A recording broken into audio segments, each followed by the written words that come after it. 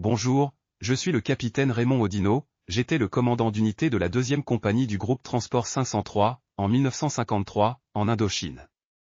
Je vais, en quelques minutes, vous raconter l'histoire du maréchal des logis, Guy Nadal, qui a servi sous mes ordres.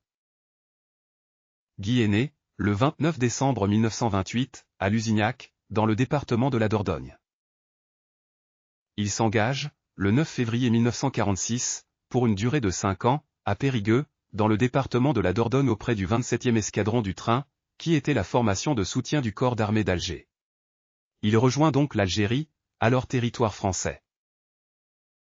Il est affecté, le 11 avril 1946, auprès de la 2e compagnie du GT 520, toujours à Alger. Il est muté au GT 516, à Rivoli, toujours en Algérie. En février 1947 et l'unité est désignée collectivement, pour le renfort du corps expéditionnaire français en Indochine. L'unité embarque, sur le SS Ville d'Oran, le 19 février, à destination de la métropole, et débarque à Marseille le 20 février.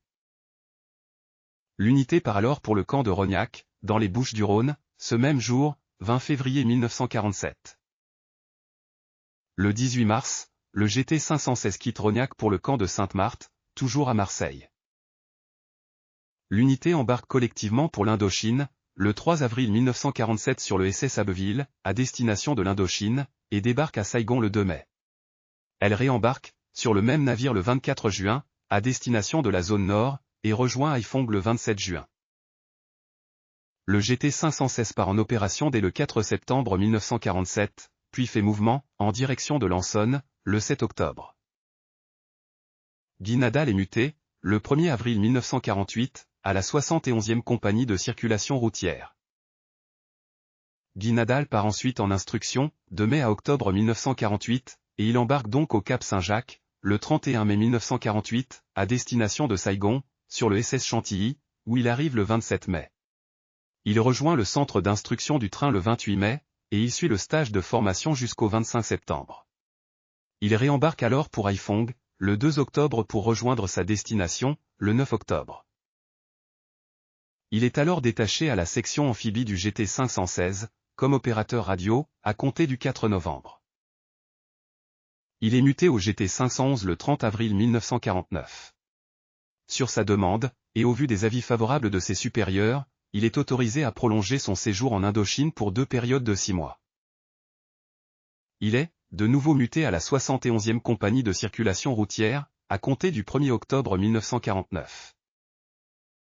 À cette même date du 1er octobre 1949, il est promu au grade de brigadier. Inscrit au tableau d'avancement, il est promu brigadier-chef, le 1er avril 1950.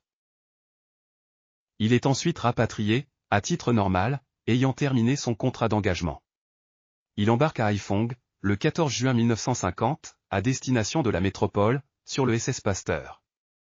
Il débarque à Marseille le 3 juillet, prend une permission de 2 mois, et se retire dans sa localité de naissance, Lusignac, en Dordogne.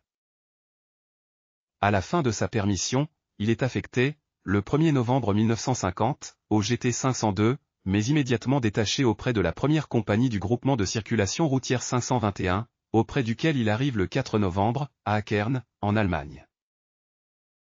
Le 1er avril 1951, il passe au GCR 601, par suite du changement de dénomination du GCR 521. Il est promu maréchal des logis, le 1er juin 1951. Volontaire pour les théâtres d'opérations extérieures, il est mis en route vers la ville de Fréjus, dans le département du Var. Il passe la frontière franco-allemande, le 3 janvier 1952. Il embarque, le 8 février, sur le SS Nantes, à destination de l'Extrême-Orient et débarque à Saigon, le 9 mai 1952. Il est affecté au sein de la 2e compagnie du groupe de transport 503, auprès de laquelle il arrive le 22 mai. Il est ensuite muté à la 1re compagnie, le 1er octobre. Il est à nouveau muté à la 2e compagnie, le 22 janvier 1953. Je commandais cette compagnie à ce moment-là, et j'étais donc son commandant d'unité. Guy était un tringlo, un soldat de l'arme du train, et à cette période, il était l'opérateur radio du PC opérationnel de Gioline. Il est décédé à l'hôpital militaire Conchillos, de la localité de Kangtri, province de l'Annam, en Indochine, le 31 décembre 1953, à l'âge de 25 ans, de blessures reçues au combat, par suite d'un tir de mortier ennemi, sur le poste de commandement opérationnel de Jioline. La mention de mort pour la France lui a été accordée le 22 janvier 1954. Il a reçu la Croix de guerre des théâtres d'opérations extérieures, et la médaille coloniale avec agrafe Extrême-Orient. Il a également reçu une citation à l'ordre du régiment le 10 mars 1948. Il a été initialement enterré dans le cimetière municipal de la localité de Kang Tri, province d'Annam en Indochine, rang 7, tombe 49.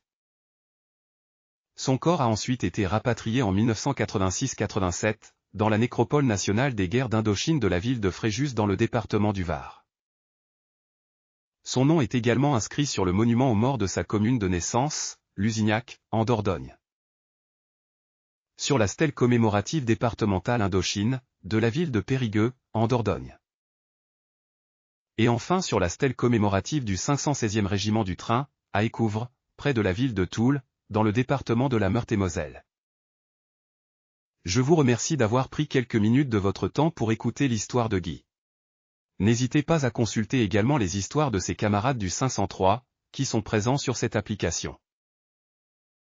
Capitaine Raymond Audineau, commandant d'unité de la 2e compagnie du groupe de transport 503, en 1953.